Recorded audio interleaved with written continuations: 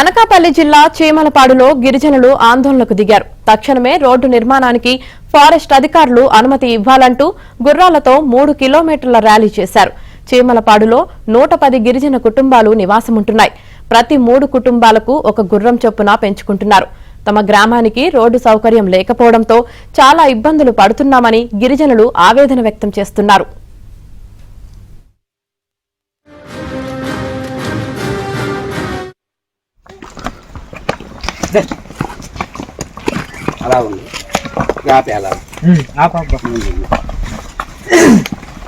జిల్లా collector madam గారు సల్సింగం గ్రామాన్ని సందర్శించాలి.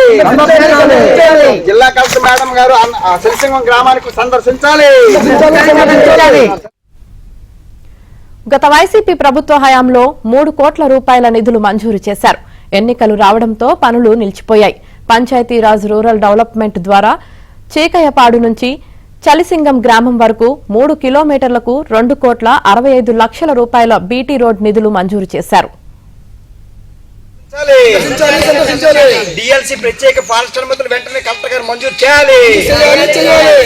జిల్లా కలెక్టర్ గారు అయితే నేటికి ఫారెస్ట్ అధికారులు అనుమతులు ఇవ్వకపోవడంతో రోడ్డు పనులు ప్రారంభించలేదు.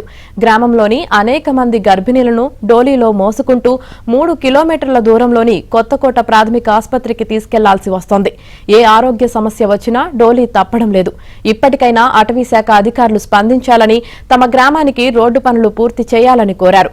దీంతో పాటు కలెక్టర్ తమ గ్రామాన్ని సందర్శించాలని డిమాండ్ చేస్తున్నారు.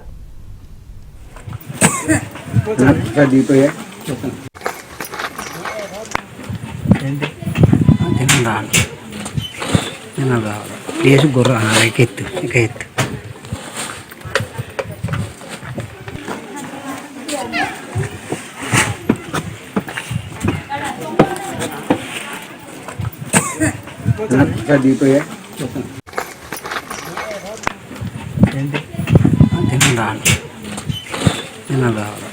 గుర్ర ఎత్తు ఇక ఎత్తు